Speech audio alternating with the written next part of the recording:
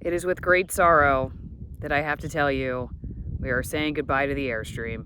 I was the last holdout. I think that Lynn had come to terms with the fact this was probably not a project that we're up to finishing a while ago. He was a lot more realistic about the fact that we have a lot going on, too much going on. We should have probably known years ago that this might happen, considering we foresaw that we would have kids someday, and the number one reason that people were selling their Airstreams when we were looking to buy was that they had kids and didn't have time to finish the renovation.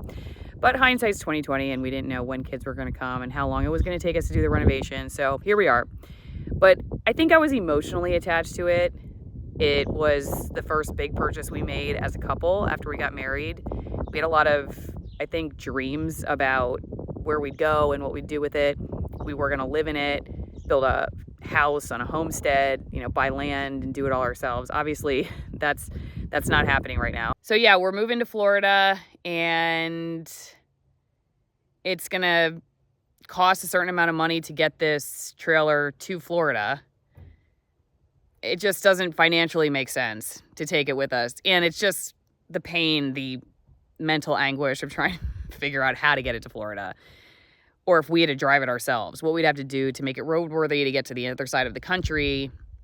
Because it can go on the road right now, but cross country, that's asking a lot of it. It's time to start.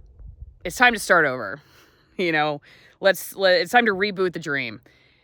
Reboot it for a family of 4 that lives in Florida, versus a family of 2 that lives in Seattle. That's the difference here. For me, the overarching thing to understand is that, what was the overall goal? The overall goal wasn't really specifically about the Airstream. The overall goal was for us to find our journey, find our way to, what we wanted to do with our homestead. The Airstream was a means to an ends for that, or ends to a means, however that works. Means to an ends. Yeah, thank you. So means to an end. No. Means to an end. Let me start that over. The Airstream was really a means to an end. Our ultimate goal was starting our family homestead, whatever that looked like. At the time, the Airstream was an idea for us to be able to get there because we were still planning on living in Washington State, and we had all these other different factors that weighed into that decision making. Well, things like jobs change, my company, things like that changed as far as like getting busier. We had children.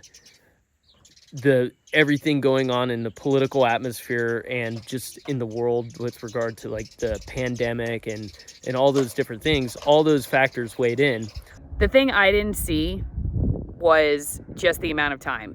When you see this kind of stuff happening on YouTube or the IG, the Instagram, I don't know if people are as honest about how difficult this work is. It cannot be something where you're like, yeah, maybe I'll get to it this weekend, maybe I won't, maybe I'll go hiking, maybe I won't. It has to be the thing you wake up to do when you're not working or doing the things that you have to do. Personal hygiene, taking care of your kids. On top of the fact that when we bought the Airstream, we bought it with the very specific intention that we were not planning on doing a full frame-off restoration, and that quickly changed as soon as we got deep into it. The big thing that I noticed with our Airstream when we bought it, that I found out after buying it, was they used the rock guards, the stainless steel rock guards, which I noticed were brand new practically when we bought it, but they used that to conceal the fact that the very front end of the Airstream had significant damage to it. If I had known that damage was there, I would not have purchased that Airstream, or if we were still going to decide to purchase it, it would have been significantly less. I would have made a counter offer significantly less because of the amount of work. We had to basically replace panels in the front. The other thing about that is that was a significant contributing factor to the rot that was in the floor. The intention when we bought the Airstream was that we weren't going to have to do anything with the subfloor. Well, that turned out to be, if you look in the previous videos, we had to take out the whole subfloor. The floor really needed to be ripped up. It was moldy and rotted. So we had to take everything out, and, we planned to do a really nice rebuild, but we just didn't. ran out of time. And life changed, and so we're selling it with a lot of less stuff, which on one hand is great for the person who's buying it. We found somebody who really wants to build their own Airstream and have the interior custom the way they want it, but can't afford to get into one that's in better condition, you know, that has more stuff in it. And so it's going to be perfect for them. But, you know, we're not going to get what we paid for because there's a lot of stuff missing, in case you didn't notice. This is all that's left, guys. See? This is the radio cover, the original stereo cover that we kept. A lot of the stuff we threw out just because we planned to put new stuff in, not have to try to worry about fitting everything back in again. But that piece we kept. Airstreams are going for a lot more right now than when we bought this because people are really into RVing because of COVID. So that's helped. I think we probably would have had to sell it for a few thousand less a few years ago. But in today's world, you know, we were able to recoup a little bit. But we're still going to take a loss. But you know what? Time and peace of mind, that's got a financial value too. So in the spot where the Airstream was parked, here in the garage, there are a bunch of U-Haul boxes because we're headed to Florida from whence the Airstream came, and we're going back without it. Not sure if it was brand new in Florida or what, but it's got that sticker on it. So at some point it was likely in Florida. Interestingly, the people who are buying it, the dad is from Soviet Russia, communist Russia, and I think grew up in Ukraine. And then he had his son, who's the one who's going to renovate it, finish the renovation. He was born in Uzbekistan, if I'm saying that correctly. But I said, wow, so what was that like, Soviet Russia? And the son answered kind of for his dad and said, well, this country's headed in that direction. It's only a matter of time. Awesome. Right now, I feel great about it all. I feel great about the decision.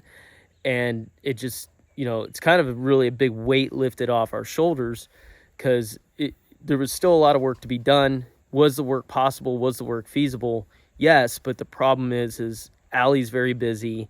I'm very busy. And the end goal was to get to the home. Well, we have the home, so we no longer need the Airstream to be able to accomplish that. A lot to be grateful for. It's a joyous time. 2 healthy kids. We're healthy. We have a roof over our head, food on our plate. If there's something that the last couple of years have taught us is that things can change really quickly. You miss out on living if you make decisions, I think, based on, yeah, but we always thought we would do it this way. So, okay, well, you learned what you were allowed to learn from that experience, and now it's time to learn something new. And the day you die, are you going to be like, oh man, I'm really glad that, you know, I waited on that project because I was attached to this particular trailer? I realize I wouldn't. You know, I wouldn't be like, oh man, I'm glad I missed out on 3 more years of camping with my family so I could finish this trailer. It's like, no, I'd rather start the memories. So I think for me personally, like, this is like Mario Brothers level 1 to level 2 of the spiritual journey, just letting go of the Airstream and what it represents. It can't take it with you when you die. It's just a piece of aluminum. Okay? So thank you, Airstream, for what you taught us. And bon voyage. We wish you the best.